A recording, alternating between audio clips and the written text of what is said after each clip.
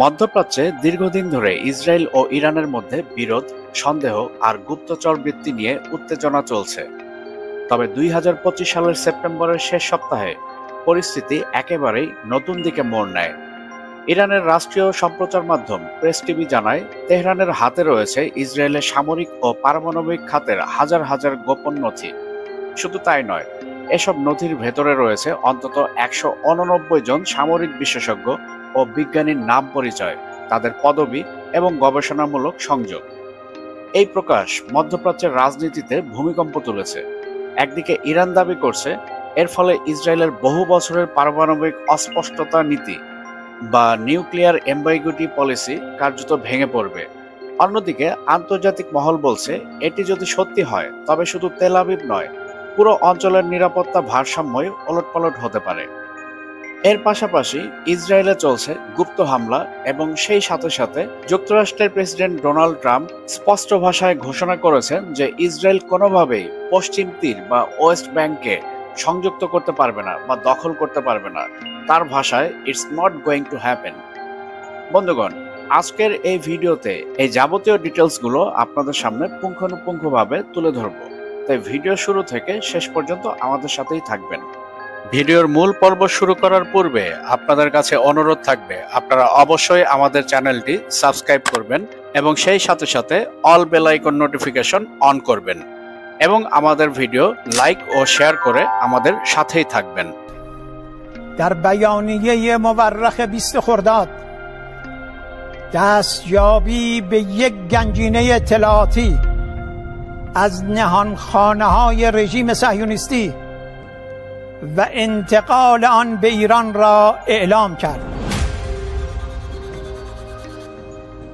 واقعیت آن است که سربازان گمنام امام زمان طی یکی از پیچیده ترین اقدامات چند لایه اطلاعاتی عملیاتی تا اعماق نهانخانه های رژیم صهیونیستی نفوذ کرده و به اطلاعات پنهان آن رژیم در حوزه‌های مختلف هسته‌ای، نظامی، اطلاعاتی و علمی دست یافتند.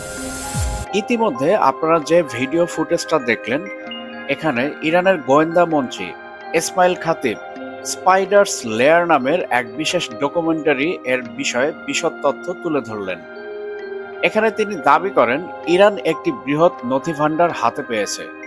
এসব নথিতে অন্তত 189 জন বিশেষজ্ঞের ব্যক্তিগত তথ্য রয়েছে। নথিগুলো শুধু নাম পরিচয় নয়, তাদের কাজের ধরন, বৈজ্ঞানিক গবেষণা ও নেটওয়ার্কের মানচিত্র প্রকাশ করে। ইসরায়েলের পারমাণবিক প্রকল্পে যারা বিদেশি পরামর্শক বা সহযোগী হিসেবে কাজ করেছে তাদের নামও এতে রয়েছে। এবং ইসরায়েলের এই সমস্ত নাগরিকরা কোথায় থাকেন, কোন রাস্তা দিয়ে চলাফেরা করেন, তাদের জীবনের মান কেমন, তারা কোথায় খাওয়া দাওয়া করেন, কখন কি করেন, সবকিছুই মনিটরিং করা হচ্ছে। খাতিব আরও বলেন, এটি ছিল একটি বহুস্তরীয় গোয়েন্দা অভিযান। এতে শুধু সাইবার হ্যাক নয়, অভ্যন্তরীণ সূত্র, অর্থনৈতিক প্রণোদনা এবং ভিন্নধর্মী পদ্ধতির সমন্বয় ঘটেছে। অর্থাৎ ইসরায়েলের নাগরিকদেরকে টাকার বিনিময়ে এই তথ্যগুলো তাদের মাধ্যমেই ইরান সংগ্রহ করেছে। ইসরায়েল বরাবরই তার পারমাণবিক কর্মসূচি নিয়ে অস্পষ্টতা বজায় রেখেছে। তারা কখনো সরাসরি স্বীকার করেনি যে তাদের কাছে পারমাণবিক অস্ত্র রয়েছে, আবার অস্বীকারও করেনি। আন্তর্জাতিক সম্পর্কবিদরা এই নীতিকে বলে থাকেন নিউক্লিয়ার অ্যাম্বাইগুইটি। ইরান বলছে এবার সেই অস্পষ্টতার ইতি ঘটতে যাচ্ছে। ইরানের পেশকৃত এই নথি যদি সত্যি সঠিক হয় তবে বিশ্ব জানতে পারবে ইসরায়েলের পারমাণবিক সক্ষমতা, তাদের বৈজ্ঞানিক পরিকাঠামো ও কারা এ কাজে জড়িত সবকিছুই। এর মানে শুধু ইসরায়েলের গোপনীয়তা ভেঙে যাওয়া নয়, বরং আন্তর্জাতিক পর্যায়ে নতুন কূটনৈতিক চাপ সৃষ্টি হওয়া। প্রেস টিভি কিংবা ইরানের সরকারি সূত্রগুলো পুরো প্রক্রিয়া বিস্তারিতভাবে জানায়নি, তবে খাতিবের ভাষ্যমতে এটি দীর্ঘ সময় ধরে পরিকল্পিত একটি জটিল মিশন। বিশ্লেষকদের মতে সম্ভাব্য পদ্ধতিগুলো হতে পারে সাইবার হ্যাকিং, ইসরায়েলের প্রতিরক্ষা বা গবেষণা সার্ভারে অনুপ্রবেশ, ইনসাইডার ফাঁস, অভ্যন্তরীণ কর্মচারী বা বিজ্ঞানীদের অর্থের বিনিময়ে তথ্য সরবরাহ, অথবা গোপন চুরি ও পাচার, কাগজপত্র বা হার্ড ড্রাইভ গোপনে দেশান্তরিত করা, এবং সর্বশেষ তৃতীয় পক্ষের মাধ্যমে হস্তান্তর। মধ্যপ্রাচ্যের অন্য কোনো রাষ্ট্র বা গোষ্ঠী মধ্যস্থতা করে নথি তেহরানে পৌঁছে দিতে পারে। ইরান অবশ্য জোর দিয়ে বলছে এটি ছিল গোয়েন্দা সক্ষমতার এক অনন্য উদাহরণ এবং নথিগুলো ধাপে ধাপে প্রকাশ করা হবে। এবার আসি আন্তর্জাতিক প্রতিক্রিয়ায়। এখন পর্যন্ত ইসরায়েলি সরকার এ বিষয়ে কোনো পূর্ণাঙ্গ সরকারি বিবৃতি দেয়নি, তবে দেশটির প্রতিরক্ষা বিশ্লেষকরা বলছেন যদি সত্যি এমন নথি বাইরে চলে যায় তবে এটি এক বিরাট ব্যর্থতা। ইসরায়েলের অভ্যন্তরে রাজনৈতিক অস্থিরতা আরও বাড়বে, পারমাণবিক স্থাপনার নিরাপত্তা বাড়ানোর জন্য জরুরি ব্যবস্থা নিতে হবে। আন্তর্জাতিক গণমাধ্যমগুলো সতর্কভাবে এই খবর কাভার করছে। রয়টার্স, আল জাজিরা অলরেডি জানিয়েছে তারা স্বাধীনভাবে নথির সত্যতা যাচাই করতে পারেনি, তবে যদি প্রমাণিত হয় তবে এর প্রভাব সুদূরপ্রসারী হবে। ইরানের এই দাবি যদি সত্য হয় তবে এর কয়েকটি সম্ভাব্য প্রভাব রয়েছে। প্রথমত, ইসরায়েলের নিরাপত্তা ঝুঁকি। সামরিক বিশেষজ্ঞদের নাম পরিচয় প্রকাশ তাদের ব্যক্তিগত নিরাপত্তা ও পরিবারকে বিপদের মুখে ফেলতে পারে। দ্বিতীয়ত, আন্তর্জাতিক কূটনীতি। যুক্তরাষ্ট্র ও পশ্চিমা দেশগুলো ইসরায়েলকে রক্ষার জন্য নতুন পদক্ষেপ নেবে। তৃতীয়ত, ইরানের কৌশলগত সাফল্য। দীর্ঘদিন ধরে ইরানকে অভিযোগের আসামি করে রাখা হচ্ছিল, এবার তারা বলছে উল্টো প্রমাণ ইসরায়েলের বিরুদ্ধে। এবং চতুর্থত, আরব বিশ্বের প্রতিক্রিয়া। অনেক আরব দেশ যারা সম্প্রতি ইসরায়েলের সঙ্গে সম্পর্ক উন্নত করেছে তাদের উপরও চাপ তৈরি হবে। এখন প্রশ্ন হচ্ছে ইরান কেন এই সময়ে এই নথিগুলো প্রকাশ করছে? বিশ্লেষকদের মতে এর পেছনে কয়েকটি কারণ থাকতে পারে। এক নম্বরে, অভ্যন্তরীণ রাজনীতি। ইরানের জনমত শক্ত করতে সরকারের এই পদক্ষেপ। দ্বিতীয়ত, আন্তর্জাতিক আলোচনায় চাপ। যুক্তরাষ্ট্র ও পশ্চিমা শক্তির সঙ্গে আলোচনায় সুবিধা পাওয়ার জন্য। এবং তৃতীয়ত, মনস্তাত্ত্বিক যুদ্ধ। ইসরায়েলি জনমনে ভয় তৈরি করা এবং সরকারকে অস্থিতিশীল করে তোলা। কারণ যাই থাকুক না কেন, ইরানের খেলা কিন্তু শুরু হয়ে গিয়েছে। 25শে সেপ্টেম্বর 2025 দুপুরবেলা তেল আবিবের দক্ষিণাঞ্চলে লা গার্ডিয়া স্ট্রিটে একটি প্রাইভেট কারে বিস্ফোরণ ঘটে। ঘটনাস্থলে অ্যাম্বুলেন্স ও পুলিশের গাড়ি খুব দ্রুত পৌঁছে এবং গাড়িটিতে আগুন জ্বলতে দেখেন এবং প্রাথমিকভাবে একজন 46 বছর বয়স্ক পুরুষকে হালকা আঘাত নিয়ে আইচিলভ হাসপাতালে নেওয়া হয়েছে। স্থানীয় মিডিয়া ও কর্তৃপক্ষের বরাত অনুযায়ী বিস্ফোরণের তাৎক্ষণিক কারণ অজানা, তবে পুলিশ এটিকে অপরাধমূলক ঘটনার সম্ভাবনা হিসাবে তদন্ত শুরু করেছে।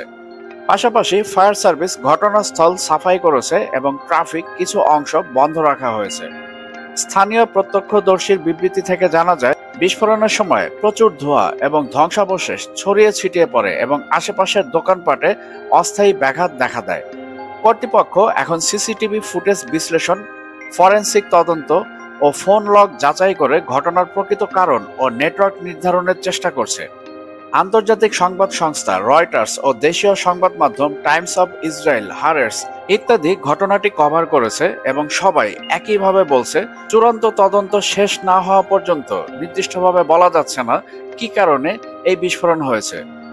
বন্ধুগণ, এবার একটু ভেবে দেখুন, একটি প্রাইভেট কারের বিস্ফোরণ এবং সেখানে প্যাসেঞ্জার হিসেবে ছিলেন 46 বছর বয়স্ক একজন মানুষ এবং সামনে তার ড্রাইভার, অর্থাৎ দুইজন ব্যক্তি। ছবিটিতে স্পষ্ট দেখা যায় গাড়িটি সম্পূর্ণরূপে পুড়ে যায়। এই ক্ষেত্রে ভিতরে যাত্রী, ড্রাইভার যেই থাকুক না কেন তার নিরাপদ থাকার কথা নয়। তারপরও পরবর্তী আপডেটের জন্য আমরা অপেক্ষা করব। এদিকে মার্কিন প্রেসিডেন্ট ডোনাল্ড ট্রাম্প স্পষ্ট ভাষায় ঘোষণা করেছেন যে ইসরায়েল কোনোভাবে পশ্চিম তীর বা ওয়েস্ট ব্যাংককে সংযুক্ত করতে পারবে না। তার ভাষায় it's not going to happen. তিনি সতর্ক করেছেন এমন পদক্ষেপ মধ্যপ্রাচ্যে নতুন উত্তেজনা ও সংঘাত ডেকে আনবে এবং যুক্তরাষ্ট্র শান্তি প্রতিষ্ঠার চেষ্টা করলেও একপক্ষীয় দখলকে কখনোই সমর্থন করবে না। বিশ্লেষকরা মনে করছেন এই মন্তব্য ইসরায়েলি প্রশাসনের উপর বড় ধরনের কূটনৈতিক চাপ তৈরি করবে, একই সঙ্গে ফিলিস্তিনি কর্তৃপক্ষকে কিছুটা হলেও আশ্বস্ত করবে। তবে বাস্তবে ট্রাম্পের এই বক্তব্য কতটা কার্যকর হবে তা নির্ভর করবে আন্তর্জাতিক সমর্থক, কূটনৈতিক টানাপোড়েন ও ভবিষ্যৎ রাজনৈতিক বাস্তবতার উপর। তবে যে যত কথাই বলুক না কেন, সবকিছু মিলিয়ে ইসরায়েল এখন পতনের দ্বারপ্রান্তে দাঁড়িয়ে। কারণ ইরানের দাবি অনুযায়ী ইসরায়েলের জনগণের মাধ্যমে তাদের সব নথি টাকার বিনিময়ে ইরান সংগ্রহ করেছে। এদিকে ইসরায়েলের মিত্র আমেরিকাও পশ্চিম তীরের দখল নিয়ে বিরুদ্ধচারণ করছে। অন্যদিকে গাজায় প্রায় প্রতিদিনই ইসরায়েল সৈনিক মারা যাচ্ছে। আবার হুতি হিজবুল্লাহর মতো তথাকথিত সন্ত্রাসী গোষ্ঠী নিয়মিত ইসরায়েলে আক্রমণ চালাচ্ছে। সময় বলে দিবে কার পাপের শাস্তি কি হবে। ভিডিও শেষ করার পূর্বে আপনাদের কাছে অনুরোধ থাকবে আমাদের চ্যানেলটি সাবস্ক্রাইব করে আমাদের সঙ্গেই থাকবেন এবং সেই সাথে সাথে all bell icon notification on করে দিবেন, যাতে করে পরবর্তী যে কোনো আপডেট আপনি সবার আগে পেতে পারেন। আর অবশ্যই আমাদের ভিডিও লাইক এবং শেয়ার করবেন।